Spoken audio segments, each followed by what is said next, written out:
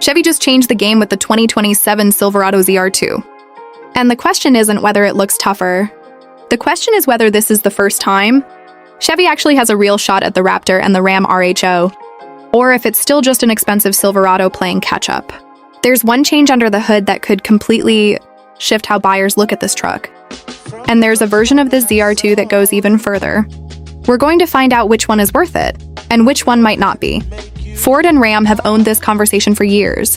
Bigger tires, serious suspension, real attitude.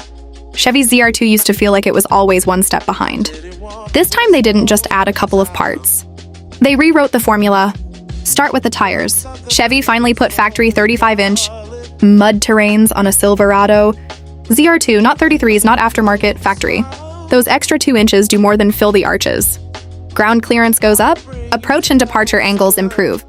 Traction in soft sand and on loose rock gets real.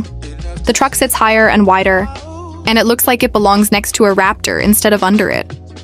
But bigger tires also mean more weight and more rotating mass. The question is whether the rest of the truck is strong enough to make those 35s actually useful, or if they're mostly for the Instagram shots. That's where the suspension comes in. Multimatic DSSV dampers are back, and this time they're paired with jounce control shocks. Here's what that means when you're driving. Regular shocks start packing up when you hit repeated whoops or chop at speed. The truck gets floaty. It starts bouncing instead of tracking. These dampers are designed to keep the tires planted and the body controlled even when the surface turns ugly. That's the difference between looking fast and actually being able to drive fast off-road. Chevy is calling this the most capable ZR2 they've ever built. The hardware is starting to make that claim feel real.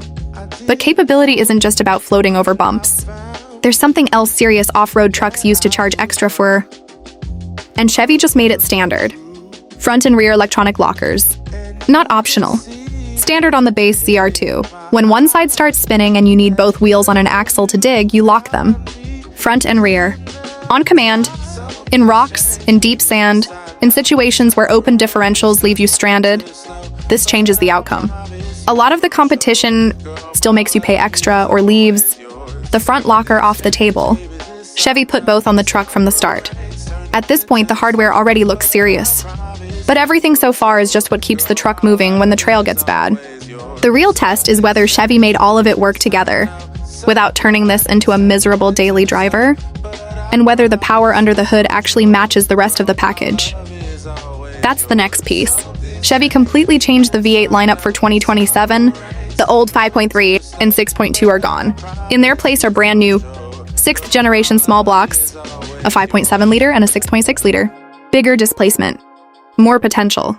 Chevy is already saying these will be the most powerful Silverado 1500s ever built. Exact numbers still haven't dropped. Horsepower, torque, fuel economy, all of it is still under wraps. What we do know is that every engine, including the enhanced 2.7 Turbomax and the 3.0 Duramax diesel, now gets the 10-speed automatic. For a ZR2 buyer, the choice gets interesting. Do you chase the bigger V8 for the sound and the power? Or do you take the diesel for the torque and range? We still don't know how much real-world difference the new engines will actually make. That's one of the biggest open questions with this truck. Because if the power numbers don't deliver a clear step up, the rest of the hardware has to carry even more weight. Look at the outside and you can see Chevy tried to make the truck look like it belongs in the fight.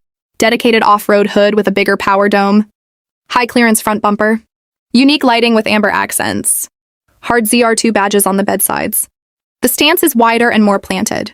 It doesn't look like a regular Silverado with a lift kit.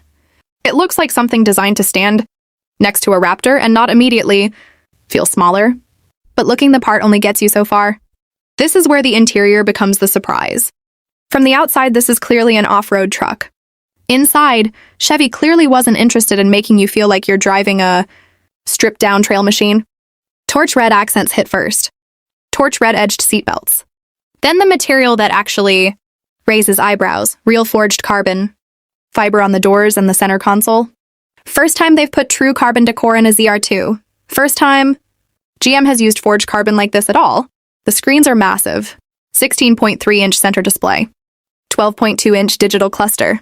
On the ZR2, you also get the 11.5-inch passenger screen, head-up display, and the rear camera mirror. Off-road pages are right there so you can watch pitch, roll, and locker status without digging through menus. Dual MagSafe wireless chargers. Multi-flex center console that actually holds real gear. It feels more premium than a hardcore off-roader usually does. Whether that helps or hurts the truck's identity is going to be personal. Now the final escalation. If the standard ZR2 already has the 35s, the DSSVs in both lockers, the Bison Edition is where Chevy and American Expedition vehicles go all in on protection. AEV front and rear bumpers, rocker protection, 18-inch beadlock-capable wheels, full skid plate coverage for the front underbody, transfer case rear differential, and fuel tank. This is the version that looks ready for the kind of abuse most owners will never actually do. But here's the real buying question. Does the Bison actually make sense for most people? Or is the standard ZR2 already enough for 90% of the buyers who will ever own one? Because every extra piece of armor adds weight and cost. And we still don't know what either of these trucks is going to cost when the stickers finally drop. So let's put it all together. Did Chevy finally build a half-ton off-roader that can go toe-to-toe with the Raptor and the RHO? On paper, the hardware is the closest it's ever been. What we still don't know is the real-world power, the fuel economy, the final weight, and the price. Those numbers will decide whether this is a genuine challenger or just a very expensive catch-up play. What Chevy got right is clear. They stopped playing it safe with the tires and the lockers. They kept the suspension technology that actually works at speed. And they didn't turn the interior into a cave. What could hold it back is everything that still isn't confirmed. If the new engines don't deliver a meaningful jump, or if the truck comes in heavier and more expensive than expected, the conversation shifts fast. My take right now. The standard 2027 Silverado ZR2 is the most complete factory off-road Silverado we've seen. The Bison is for the people who actually need the armor and the beadlocks. Whether it's better than a Raptor or an RHO is going to come down to how it drives and what it costs. We won't know that until these things hit the dirt. Would you take the new Silverado ZR2 over a Ford Raptor or a Ram RHO right now? Or is Chevy still playing catch-up? Drop your answer below. I want to see the arguments. If you want the first real drive and the full numbers when they drop, make sure you're subscribed. This truck is going to start a fight.